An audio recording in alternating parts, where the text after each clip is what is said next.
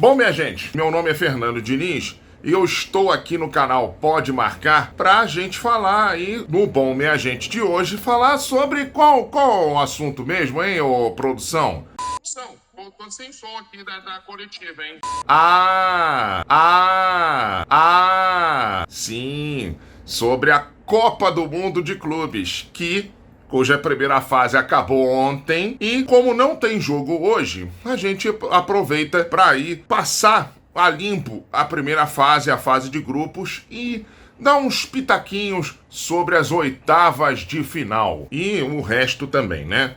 Bom, se você puder aí, chega dando aquele like maneiro nos nossos vídeos, comente nos nossos vídeos para que assim o YouTube entenda que o nosso canal é relevante para mais gente, tá bom? E por favor, se não for inscrito, se inscreva no nosso canal, Pode Marcar, porque aí o YouTube também entende que o nosso canal é relevante para mais gente e vai repassando nossos vídeos para mais gente, tá bom? Acabou a primeira fase, a fase de grupos do Mundial de Clubes, né? E, enfim, nós tivemos a passagem de todos os brasileiros para as oitavas de final. E a gente vai passando aqui todos os grupos, a classificação dos grupos, e vocês vão ver que tem algumas surpresas, algumas muito boas, outras nem tanto, enfim, vamos lá. No grupo A, o Palmeiras, como eu já falava, né, que iria acontecer, o Palmeiras passou em primeiro com 5 pontos, o Inter Miami ficou em segundo com 5 pontos, e o Porto e o Al Ahly foram eliminados. Bom, como eu falei, o Palmeiras é um time que tá longe de ser brilhante, mas é um time extremamente competitivo, tá? E tem algumas peças muito boas, como o Paulinho, como o Felipe Anderson, né? Maurício, que foi fundamental nessa classificação em primeiro do Palmeiras. Então, o Palmeiras realmente mereceu aí esse primeiro lugar, mesmo não jogando um futebol que agrade aos olhos do povo brasileiro, não. A boa surpresa é o Inter Miami em segundo. Inter Miami de Messi, de Luizito Soares, de Jordi Alba, de Sérgio Busquets, todos eles ali quase na casa dos 40 anos, né? Ou seja, intensidade é algo que você não pode exigir do Inter Miami. O problema é que o Futebol Clube do Porto não está jogando nada, entendeu?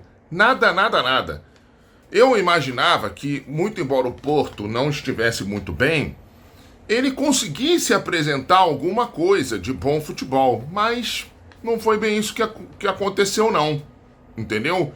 E o Al Ahly, ele é um time muito tradicional na África e já participou aí de alguns mundiais. Eu imaginava que o Al Ahly também fosse conseguir dar uma dificultada na vida tanto do Palmeiras quanto dos outros times, né? Até dificultou a vida do Palmeiras no jogo, né? O primeiro gol foi só sair lá pro começo do segundo tempo. Mas mesmo assim não foi o suficiente para o Al Ahly, não. E no último jogo, o Al Ahly e o Porto fizeram talvez o jogo mais maluco desse Mundial de Clubes, né? Um 4-4 espetacular, que era o Al Ahly fazendo gol e o Porto empatando. O Al Ahly fazendo outro gol, o Porto empatando, entendeu? O Al Ahly saiu na frente 4 vezes e o Porto empatou 4 vezes. Bom, no grupo B, aí entrou um critério novo da FIFA, que é um critério que eu não entendi até agora, entendeu? Para classificar o PSG e o Botafogo. PSG 6 pontos, Botafogo 6 pontos e Atlético de Madrid também 6 pontos. O que normalmente classifica nesse caso aí? Saldo de gols, né? E o confronto direto. Confronto direto aí, esquece, né? Porque o PSG goleou o Atlético de Madrid, o Botafogo ganhou do PSG e o Atlético de Madrid ganhou do Botafogo. Então, esquece. Só que tem que aí vem saldo de gols, que poderia muito bem ser usado como o segundo critério de desempate. Só que tem que... o PSG, por exemplo, levaria uma grande vantagem, que o PSG ganhou de 4-0 do Atlético de Madrid, né? E o Botafogo ficaria na berlinda nesse critério, né? Mas o que foi levado como critério de desempate foi o saldo de gols, sim, no confronto entre eles. Aí sim, no confronto entre PSG, Botafogo e Atlético de Madrid. Aí eu até agora realmente eu fiquei sem entender o porquê da FIFA botar esse critério aí como critério de desempate na Copa do Mundo de Clubes. Eu acho que se o Botafogo, se fosse pelo critério normal, o Botafogo classificaria, tá? E o Atlético de Madrid ficaria de fora, mas tudo bem. No grupo C, o Benfica de Portugal é uma surpresa positiva e negativa, dependendo de como você olha, tá? Passou em primeiro com 7 pontos e o Bayern de Munique, o gigante da Baviera, passou em segundo com 6. O Boca, 2 pontos e o Auckland City com 1 ponto. Amigo, o Auckland City conseguiu empatar com o Boca na última rodada, tá? Esse é o resultado, a zebra do tamanho do mundo, só para vocês terem uma ideia. O Benfica passar em primeiro não é nenhum absurdo, mas é uma zebra, né? E eu acredito, tá, que o Bayern de Munique tenha tirado o pé na última rodada contra o Benfica, porque ele ganhou de 10-0 do Auckland City e conseguiu uma vitória dramática contra o Boca. Mas foi dramática por quê? Porque o Bayern jogou mal? Não. Foi dramática porque o Boca deixou o jogo do jeitinho que os argentinos mais gostam, né? Bem nervoso, bem tenso até o final, mas aí o Bayern resolveu na parte final do jogo. Então, o Bayern não jogou mal contra o Boca não, tá? Mas aí eu acredito que o Bayern tenha tirado o pé contra o Benfica, porque o Bayern poupou 8 jogadores e tal. Benfica fez 1-0 ainda no primeiro tempo, tanto que depois que botou a cavalaria, o Bayern pressionou no segundo tempo, mas não conseguiu o empate. E aí o Benfica passou em primeiro no grupo. E o Bayern escolheu ir para o lado mais difícil da chave, tá? Lado mais difícil da chave, esse que tem o Flamengo. Flamengo foi o primeiro colocado do grupo D, tá? Com 7 pontos. O Chelsea foi o segundo com 6. O Esperance da Tunísia com 3 pontos. E o Los Angeles com 1 ponto. O Flamengo foi talvez a surpresa mais positiva do futebol brasileiro, junto com o Botafogo, tá? O Botafogo, que ganhou do PSG por 1-0. Aliás, o Luiz Henrique teceu muitos elogios ao Botafogo, né? Dizendo que foi a equipe que melhor marcou o PSG. Então, o Luiz Henrique aí elogiando bastante o trabalho do Renato Paiva nesse jogo, né? E o Flamengo, no dia seguinte, vai lá e bota os ingleses na roda, né? O gigante Flamengo atropela mais um, né? Ganha do Chelsea por 3-1. E, aliás, quem é que, em sã consciência, imaginaria que o gigante Flamengo atropelaria mais um e botaria os ingleses na roda de novo, né? Ninguém. Realmente o Flamengo atropelou o Chelsea, fez uma partidaça, entendeu? 3-1 e poderia ter feito mais, né? É que acabou não conseguindo fazer todas as oportunidades de gol que criou, né? O Flamengo.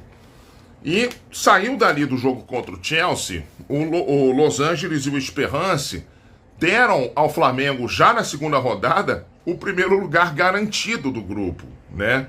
Então, aliás, o Flamengo foi o único clube a garantir já não só a classificação, como o primeiro lugar do grupo na segunda rodada. E aí o Flamengo, ele não tirou o pé, mas não jogou exatamente com a mesma vontade contra o Los Angeles, né? O Flamengo meteu 4 bolas na trave, fez um bom jogo contra o Los Angeles, mas não foi exatamente igual ao jogo contra o Chelsea e ao jogo contra o Esperance também, né?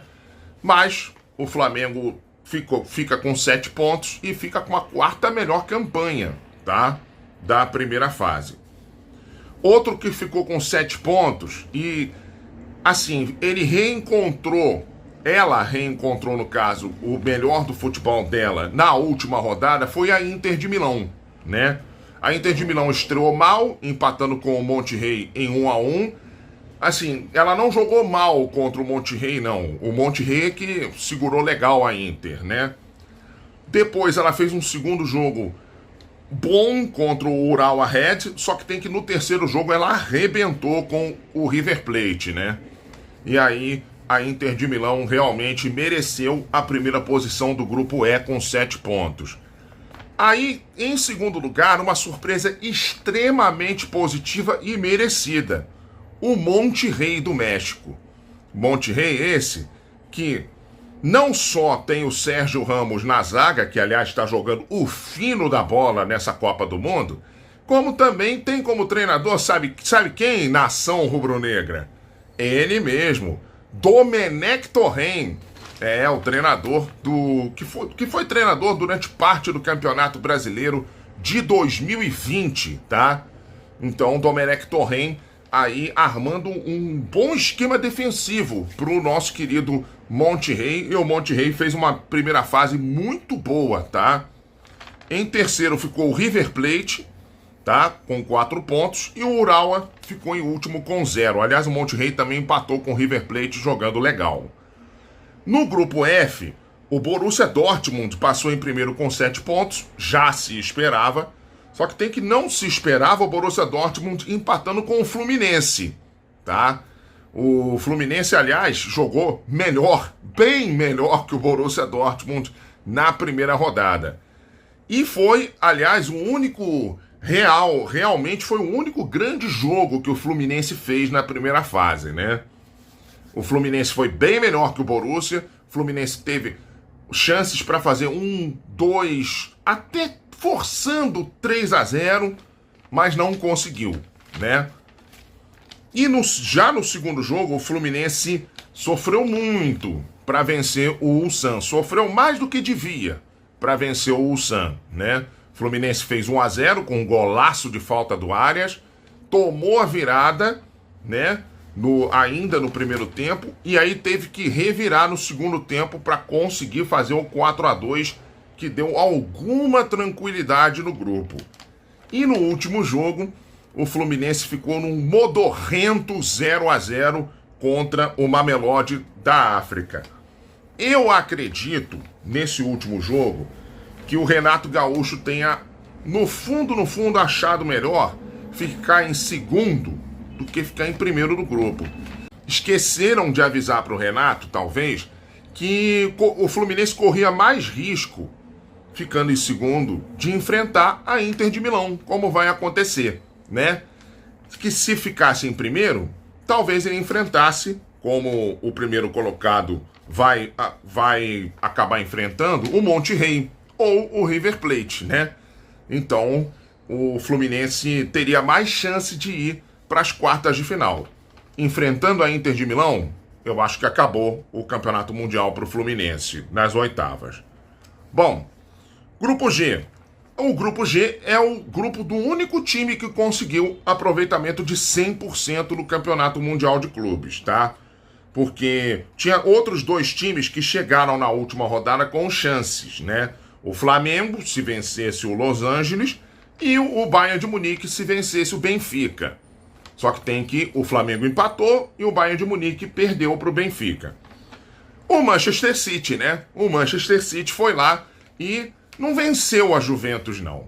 O Manchester City sacolou, atropelou a Juventus, tá? E assim, Manchester City e Juventus são 2 times complementares, né? Vamos dizer assim. O Manchester City tem mais qualidade e a Juventus tem mais camisa, tá? Então, hoje em dia. Então, o Manchester City foi lá e usou a qualidade para poder golear por 5-2. E olha, cada golaço do Manchester City, que realmente, meu amigo, tá de parabéns o Manchester City pelo jogo de ontem, viu? E se transformou em um dos favoritos a ganhar esse Mundial, tá? O Savinho, por exemplo, fez um gol espetacular, tá? De parabéns o Savinho pelo gol de ontem. A Juventus chegou para esse jogo contra o City já classificada, com 6 pontos, tá? Era o único grupo que só faltava definir quem era primeiro, quem era segundo, o grupo G, tá? O Al Ain conseguiu a vitória para cima do Wydad Casablanca, no jogo que faltava, né? O 2-1 Al Ain, então o Al Ain ficou com 3 pontos e o Wydad Casablanca com 0 ponto. E o grupo H chegou na última rodada completamente embolado. Segundo a transmissão da Globo, poderia até ter definição em sorteio, só para vocês terem uma ideia de tão embolado que chegou. Mas o Real Madrid falou, não, acabou, o primeiro lugar é meu, entendeu? O Real Madrid meteu 3-0 no Salzburg, entendeu? E com uma atuação de gala de Vinícius Júnior. Vinícius Júnior fez um golaço, deu um passe maravilhoso pro uruguaio fazer o segundo gol e ainda o Gonzalo Garcia fez o terceiro. Aliás, o Valverde fazer o segundo gol e o Gonzalo Garcia fez o terceiro gol de cavadinha, de cobertura pra cima lá do goleirão do Salzburg. 3-0. E o Al Hilal confirmou aí a segunda posição do grupo, né? Fez 2-0 pra cima do time do Pachuca, né? O Al Hilal, que, aliás, muita gente pode ter achado surpreendente essa segunda colocação do Al Hilal, mas quem acompanha futebol realmente não acha não, tá? O Al Hilal realmente é um time de muito investimento pesado, tá? Então, o Al Hilal acaba sendo merecedor aí da segunda posição do grupo. Bom, e agora vamos a elas, né? As oitavas de final da Copa do Mundo. Bom, nas oitavas, amanhã, 13h, tem um jogaço, hein? Palmeiras e Botafogo. O maior Palmeiras e Botafogo da história, tá? Palmeiras e Botafogo, que há 22 anos, produção, disputavam o título da Série B, né? Produção talvez lembre. O maior Palmeiras e Botafogo da história. Um jogaço. Acho que nesse aí, eu acho que o Botafogo fez melhor campanha que o Palmeiras na primeira fase. Caiu num grupo mais difícil. Eu não sei não, eu acho que o Botafogo tem chance de passar do Palmeiras, viu? Eu acho que tem. Bom, Benfica e Chelsea. Olha, o Chelsea me decepcionou um pouco na primeira fase, nos 2 jogos que eu vi, tá? Eu vi o jogo contra o Los Angeles e vi, claro, né, o jogo em que eles foram postos na roda pelo Flamengo, né? O Chelsea contra o Flamengo ficou muito nervoso, bateu demais no Flamengo, entendeu? Teve uma expulsão corretíssima, tá? Logo depois da virada. Então, o Chelsea me decepcionou um pouco nessa primeira fase. E o Benfica, ele me surpreendeu.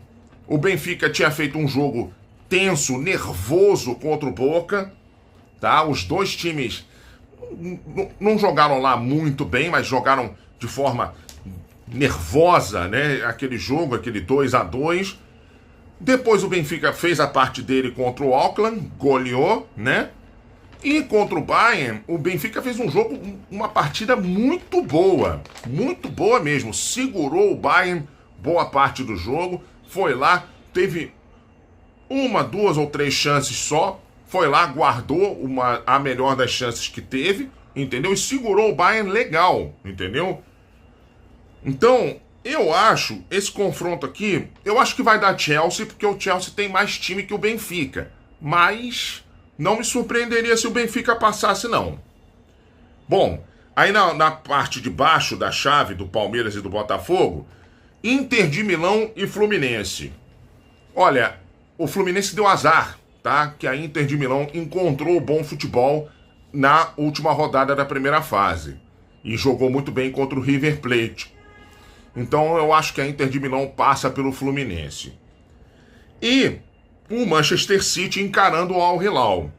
Olha, não vai ser tão fácil quanto que tá todo mundo pensando não pro Manchester City, tá? O Al Hilal empatou só com o Real Madrid, tá? Na primeira rodada. Então não vai ser tão fácil pro City não. Mas eu acho que o City passa. O City tá bem consciente do que sabe, do que faz, entendeu? O City é um time muito tranquilo. Eu acho que o City passa. Do outro lado na chave, PSG e Inter Miami. Olha, esse jogo aí vai depender muito das circunstâncias. O PSG é o atual campeão europeu, né? Então só isso já empresta a ele um pouco mais de qualidade, de categoria, né? Mas o Inter Miami é o time do Messi. Então, aliás, vamos ter um confronto PSG e Messi, né? Então vamos ter aí um confronto bem interessante aí. Então eu acho que o PSG passa, mas não vai ser goleada não. Esse jogo, aliás, domingo, 1h, tá? E domingo, 5h, o grande jogo entre brasileiros e estrangeiros, né? Porque tem o clássico entre Palmeiras e Botafogo. O grande jogo entre brasileiros e estrangeiros. Flamengo e Bayern de Munique. Aqui bem que podia acontecer uma zebra, né? E o Flamengo passar. Eu aposto no Bayern, tá? Eu aposto no Bayern. Mas se tem um time sul-americano que pode aprontar pra cima de europeu, esse time chama-se Clube de Regatas do Flamengo. O Flamengo tem muita qualidade, entendeu? E pode muito bem passar pelo Bayern de Munique, tá? O Bayern de Munique é um time que tem uma qualidade imensa no ataque, na defesa, no meio de campo, mas o Bayern ele sofre um pouco com as transições rápidas dos adversários, e o Flamengo deve jogar aí com um time mais rápido, tá? Assim como jogou contra o Chelsea também. Então, o Flamengo talvez faça a defesa do Bayern sofrer. Borussia Dortmund e Monterrey. Olha, muita gente vai achar que esse jogo vai ser fácil pro Borussia Dortmund, mas não vai não. Não vai não. O Monterrey deve jogar todo fechadinho, entendeu? Por uma bola. O Borussia Dortmund não tá jogando bem nesse Mundial. O Monterrey tá jogando bem. Gostei do Monterrey nos 2 empates que ele teve contra a Inter de Milão e contra o River Plate, entendeu? O Domenech Torrent não é bobo, entendeu? O treinador. Sérgio Ramos é um grande líder da defesa do Monterrey, já fez até gol no Mundial, né? O Sérgio Ramos. Então, eu acho que não vai ser fácil, não. Aqui, aqui pode ser que role uma zebra aqui, tá? Pode ser que o Monterrey passe. Mas eu aposto no Borussia Dortmund também.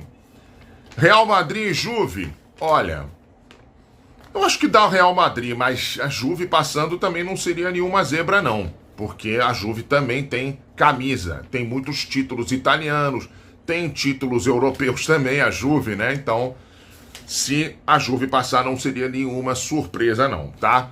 Então, quem passar de Palmeiras e Botafogo, encara quem passar de Benfica e Chelsea nas quartas. Quem passar de Inter de Milão e Fluminense, pega ou Manchester City ou Al Hilal.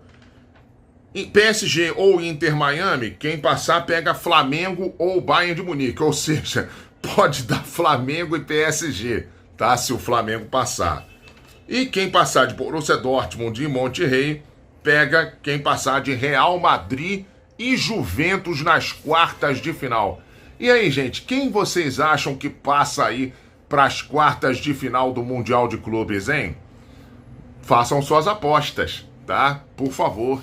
E digam aqui nos comentários para que a gente possa olhar e responder. Mas digam, por favor, com educação, né, gente? Tá bom?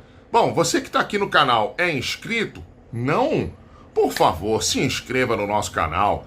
Deixe aquele like maneiro nos nossos vídeos. Comente nos nossos vídeos para que assim o YouTube entenda que o nosso canal é relevante para mais gente. E, por favor, acione a notificação no sininho, tá? Que aí também você recebe as notificações de quando acontece os nossos vídeos. Aliás, falar em notificação de quando acontecem os nossos vídeos, amanhã tem, né? Amanhã, por volta ali de 3h10, 3h15 da tarde, tem a live de pós-jogo de Palmeiras e Botafogo. Tô falando 3h10, 3h15 se não tiver prorrogação, que pode ter prorrogação amanhã, tá?